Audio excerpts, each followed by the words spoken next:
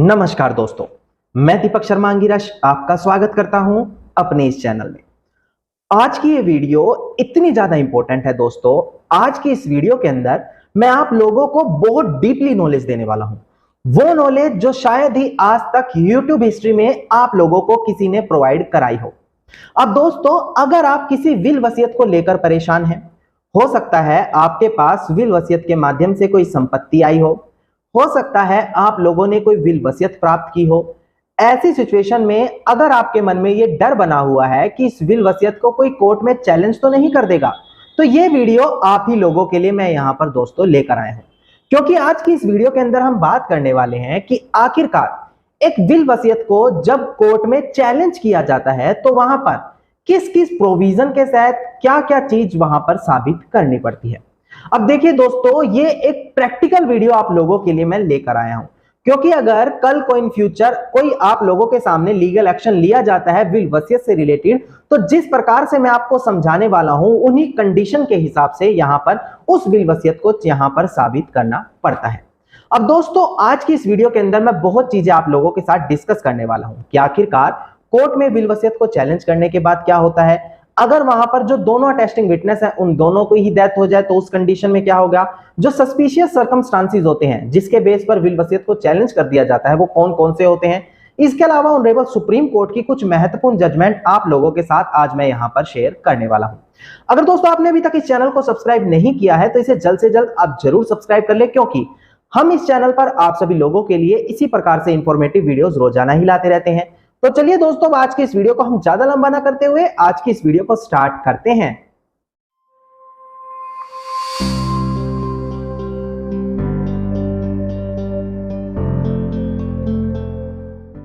अब दोस्तों, सबसे पहले अगर हम वीडियो की स्टार्टिंग में बात करें कि आखिरकार विल और वसीयत कहते किसको हैं, तो देखिए दोस्तों, ये चीज आप ऑलरेडी जानते होंगे, मुझे इसे ज्यादा डीपली एक्सप्लेन करने की नीड नहीं होगी। फिर भी अगर आप लोगों को समझाऊं तो विल और वसीयत एक टेस्टामेंट्री डॉक्यूमेंट होता है, यानी कि एक ऐसा दस्तावेज जिसके तहत एक व्यक्ति अपनी मृत्यु के पश्चात जो उसकी संपत्ति है उसका विभाजन किस प्रकार से किया जाना चाहिए, यह चीज अपने जीते जी एक दस्तावेज के तहत लिखकर डिसाइड कर जाता है, उसको ही विल वसीयत कहते हैं दोस्तों। अब विल वसीयत को बनाते समय कुछ चीज नेसेसरी होती हैं, जैसे कि उस पर वसीयतकर्ता यानी कि टेस्टेटर के साइन होने अनिवार्य हैं। इसके अलावा यहां पर दो अटेस्टिंग विटनेस के साइन होना भी अनिवार्य है। अगर अटेस्टिंग विटनेस के साइन नहीं करवाए जा रहे तो बाद में उस वसीयत की कोई भी अहमियत नहीं मानी जाएगी। अब बहुत से लोगों के मन में क्वेश्चन आता है कि क्या सर, एक ऐसी वसीयत जिसको रजिस्टर्ड नहीं करवाया गया, क्या कोर्ट में उसकी अहमियत है? क्या यहां पर एक वसीयत को रजिस्टर करवाना ही अनिवार्य है? इसके अलावा अगर किसी वसीयत को रजिस्टर नहीं करवाया, केवल अटेस्टिंग विटनेस के साइन करवा दिए हैं या कि केवल उसे नोटराइज ही करवाया गया है, ऐसी सिचुएशन में उस वसीयत की कोर्ट के मायने में क्या अहमियत होगी या फिर उस वसीयत को कानून के नजर में कितनी वैल्यू दी जाएगी। दोस्तों, इस टॉपिक पर एक सेपरेट वीडियो मैं यहां पर अपने चैनल पर ऑलरेडी लेकर आ चुका हूं। आप यहां पर ऊपर कार्ड बटन पर क्लिक करके उस वीडियो को अभी जाकर देख सकते हैं। अब हम बढ़ते हैं अपने आज के मेन टॉपिक के ऊपर। अब दोस्तों, मान लेते हैं आपकी विल वसीयत को किसी ने कोर्ट में चैलेंज कर दिया। अब ऐसी सिचुएशन में क्या प्रोसेस यहां पर कोर्ट फॉलो करेगा जिसके तहत यहां पर उस विल वसीयत को वैलिड या इनवैलिड ठहराया जाए। अब इस चीज को और सटीक माध्यम से आप लोगों को समझाने के लिए मैं यहां पर कुछ जजमेंट्स आप लोगों के लिए लेकर आया हूं। डिस्प्ले पर आप लोगों को दिखाई देगा, आप यहां पर आप उसे ध्यान से देखकर जरूर समझिएगा। देखिए दोस्तों, साल 2008 की एक लैंडमार्क जजमेंट यहां पर सबसे पहले आप लोगों को हम समझाने वाले हैं, जिसके अंदर वो प्रोसेस मेंशन किया गया है आखिरकार किस तरीके से एक विल और वसीयत को कोर्ट में एनालाइज किया जाएगा। देखिए, जजमेंट का नाम है Lalitaben Jayantilal Popat versus Pragyaben Jamnadas Kataria and other. यहां पर क्या हेल्ड किया था ऑनरेबल सुप्रीम कोर्ट ने, date beside the signature of testator यानी कि वसीयतकर्ता के जो सिग्नेचर है, on attesting of will by witness, इसके अलावा जो विटनेस के द्वारा उस विल को अटेस्ट किया गया है, it also required that at least, यहां से आप ध्यान से समझिएगा, at least one of the two attesting witness should have appeared before the court, यानी कि जो दो वो अटेस्टिंग विटनेस हैं जिन्होंने वसीयत के अंदर विटनेस के तौर पर साइन किए हैं, उनमें से किसी एक को यहां पर कोर्ट के सामने अपीयर होना पड़ेगा and subject to the due process of court for proving the due execution of the will. यानी कि दोस्तों अगर इसे सरल भाषा में आप लोगों को क्लियर करूं तो जो दो अटेस्टिंग विटनेस हैं उनमें से किसी एक को कोर्ट के सामने आना पड़ेगा। कोर्ट के प्रोसेस का हिस्सा बनने के बाद उस विल को वहां पर प्रूव करना होगा कि यहां पर जो ये विल है उसी व्यक्ति के सामने बनाई गई है, वसीयतकर्ता को इस विल की नॉलेज थी, ये साइन वसीयतकर्ता के हैं और उसी के सामने ही ये विल बनाई गई है, ये साइन किए गए हैं। क्योंकि दोस्तों विल बनाते समय ये चीज नेसेसरी होती है कि अटेस्टिंग विटनेस यहां पर वसीयतकर्ता के सामने साइन करे और जो वसीयतकर्ता है वो भी अटेस्टिंग विटनेस के सामने साइन करे। तो अटेस्टिंग विटनेस जो है, जो दो अटेस्टिंग विटनेस है उनमें से किसी एक को कोर्ट के सामने आकर यहां पर उस विल को यहां पर सटीक साबित करना होगा। एक तरीके से उसे कोर्ट के सामने आकर यहां पर गवाही देनी पड़ती है। ये यहां पर ड्यू प्रोसेस होता है किसी भी विल वसीयत को कोर्ट में साबित करने का। इसके अलावा और देखिएगा दोस्तों इस जजमेंट में क्या क्लियर किया गया, यहां से देखिएगा दोस्तों, before a will can be used as credible evidence in the court of law.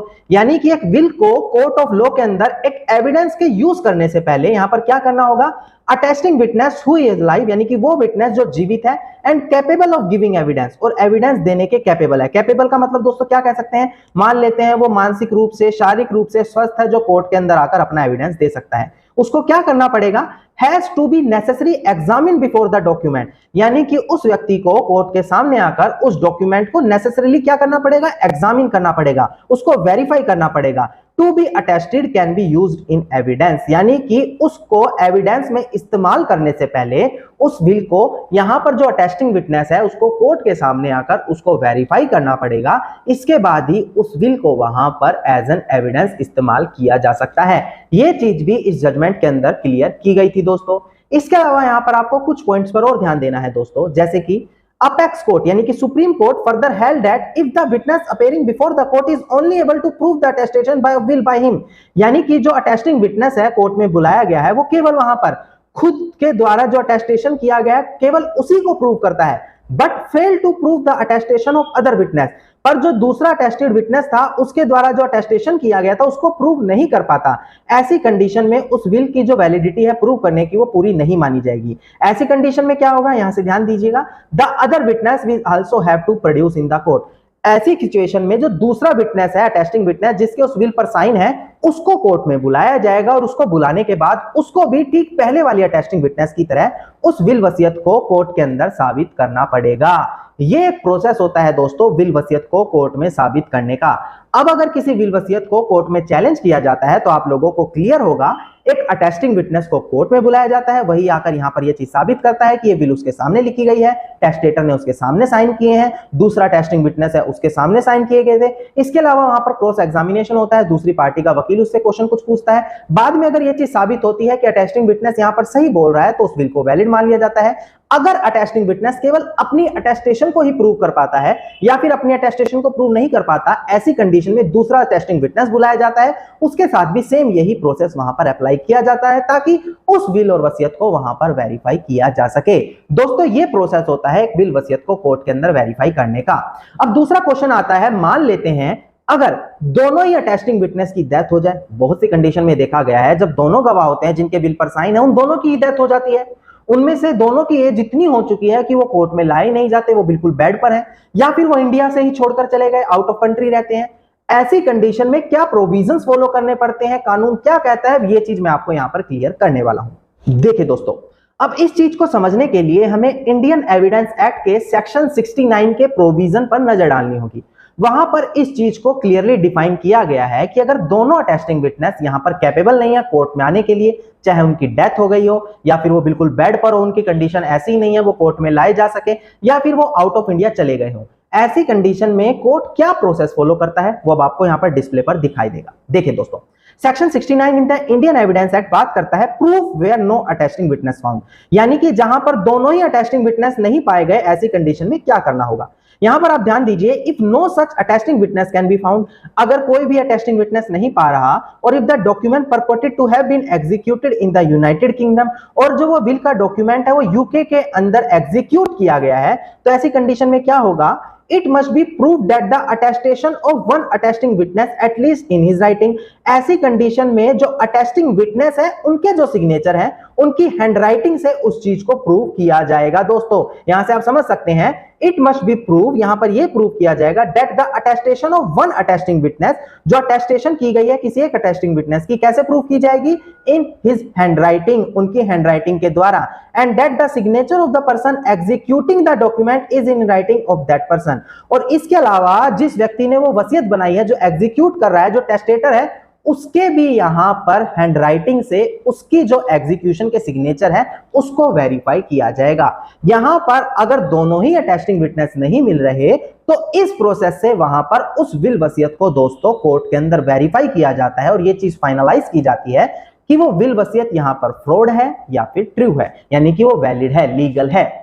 अब दोस्तों यहां पर मैं ऑनरेबल सुप्रीम कोर्ट की एक महत्वपूर्ण जजमेंट और आप लोगों के साथ शेयर करना चाहूंगा। देखिए जजमेंट का नाम है K Lakshmanan versus Thekkiyil Padmini and others. Display पर आप लोगों को दिखाई दे रहा होगा, यहां पर ऑनरेबल सुप्रीम कोर्ट ने क्या हेल्ड किया था, that since both the attesting witness had not been examined in the terms of section 69 of evidence act, यानी कि दोनों ही attesting witness को कोर्ट में एग्जामिन नहीं किया गया, किसके हिसाब से? सेक्शन 69 ऑफ एविडेंस एक्ट के हिसाब से।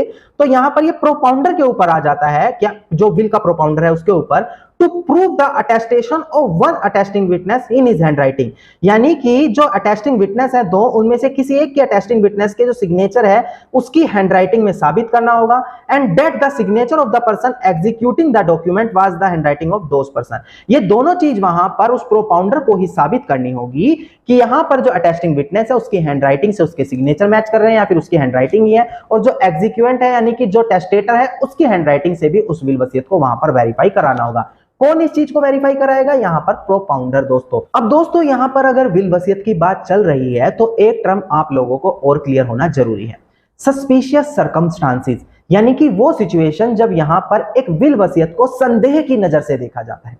अब वो कौन कौन से सर्कमस्टांसेस होते हैं, वो कौन कौन सी सिचुएशन होती है, ये भी चीज आपको डिस्प्ले पर मैं बिल्कुल क्लियर समझाने वाला हूं। देखिए दोस्तों डिस्प्ले पर आपको दिखाई दे रहा होगा, सस्पिशियस सर्कमस्टांसेस उनको कहा जाता है when it is not normal और not normally expected in the normal situation, यानी कि कोई ऐसी कंडीशन हो रही है जो नॉर्मल सिचुएशन में नहीं होनी चाहिए थी और is not expected for the normal person, और एक नॉर्मल पर्सन से उस चीज को एक्सेप्ट नहीं किया जा सकता। ऐसी कोई सिचुएशन घटित हो रही है तो उसको संदेह की नजर से एक विल वसीयत के अंदर देखा जाएगा।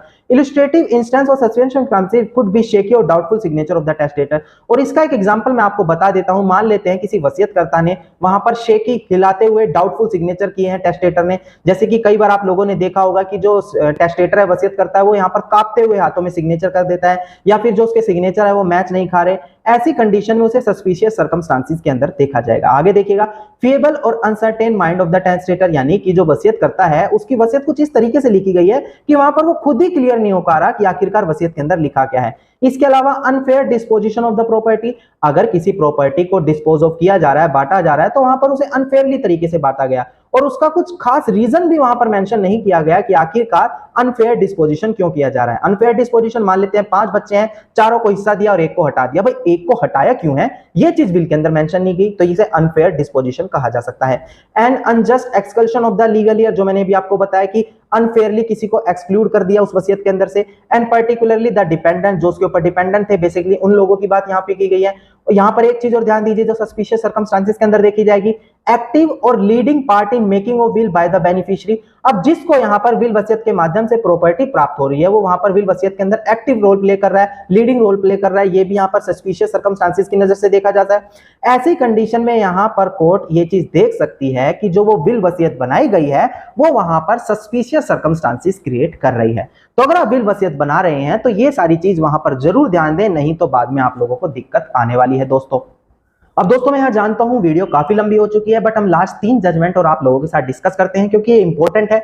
अब अगर इस टर्म को मैं क्लियरली आपको समझाना चाहूं तो बिना इन जजमेंट्स के मैं क्लियरली बता ही नहीं पाऊंगा। देखिए पहली जो जजमेंट आती है दोस्तों उसका नाम है एच वेंकटाचला अयंगर वर्सेस बी.एन. थिमजमा। यहां पर कोर्ट ने क्या लेट डाउन किया, कोर्ट ने यहां पर एक टेस्ट डिटरमाइन किया ताकि एक विल को जेन्युइननेस को पता लगाया जा सके, और 3 चीज यहां पर कवर की गई। इन तीनों चीजों को आप यहां पर ध्यान से समझिएगा। Has the testator sign the will, पहली चीज ये चीज देखी जाएगी कि जो विल वसीयत के अंदर साइन है क्या वो टेस्टेटर के हैं, टेस्टेटर ने उस विल वसीयत को साइन किया गया है। अब यहां पर अगर वो साइन मैच नहीं कर रहे, शेकी हैंड है यानी कि कांपते हुए साइन किए गए हैं, तो आप लोगों को दिक्कत होगी। Did he understand the nature and effect of disposition of the will, यानी कि जो वो यहां पर विल वसीयत बना रहा है क्या उसको ये चीज इसका नेचर और इफेक्ट पता था कि विल वसीयत बनने के बाद क्या होने वाला है, इसका क्या मतलब है। अब देखिए कई बार क्या होता है, यहाँ पर 5-6 बच्चे होते हैं जिसमें से सभी को तो बराबर का हिस्सा दे दिया और किसी एक को वहां से बाहर निकाल दिया। अब जिसको वहां से एक्सक्लूड किया गया उसको प्रॉपर रीजन मेंशन नहीं किया कि आखिरकार ऐसा क्यों है, तो ऐसी कंडीशन में उसको ये चीज देखी जाएगी कि क्या वहां पर उसे इसका नेचर और इफेक्ट पता था कि इस डिस्पोजिशन का जो विल को बनाया जा रहा है उसका इफेक्ट क्या पड़ने वाला है, ये चीज वहां पर क्लियर मेंशन करनी चाहिए। Did he put his signature to the will knowing what is in content, और यह जानते हुए कि इस विल के अंदर क्या है उसने यहाँ पर अपने सिग्नेचर किए हैं। ये 3 टेस्ट दोस्तों बेसिकली वहां पर एक विल वसीयत से रिलेटेड किए जाते हैं अगर एक विल वसीयत यहां पर सस्पिशियस सर्कमस्टांसेस के तहत कोर्ट में चैलेंज की जा रही है। इसके अलावा यहां पर ऑनरेबल सुप्रीम कोर्ट के एक महत्वपूर्ण जजमेंट और है जो हम आप लोगों के साथ डिस्कस करना चाहते हैं।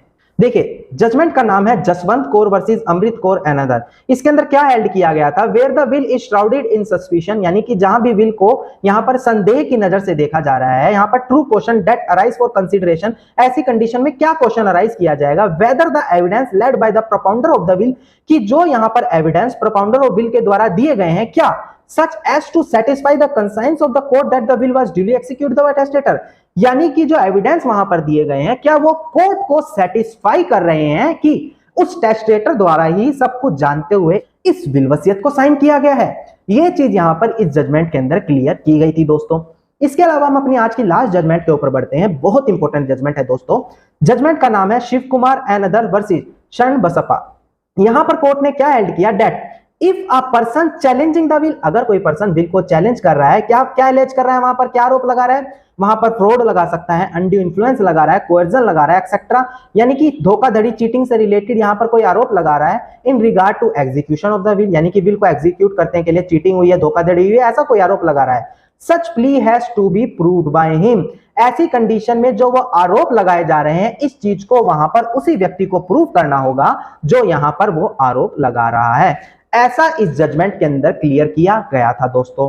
धन्यवाद दोस्तों, उम्मीद करता हूं वीडियो के अंदर दी गई जानकारी आप लोगों के लिए बेहद ज्यादा लाभदायक साबित होगी।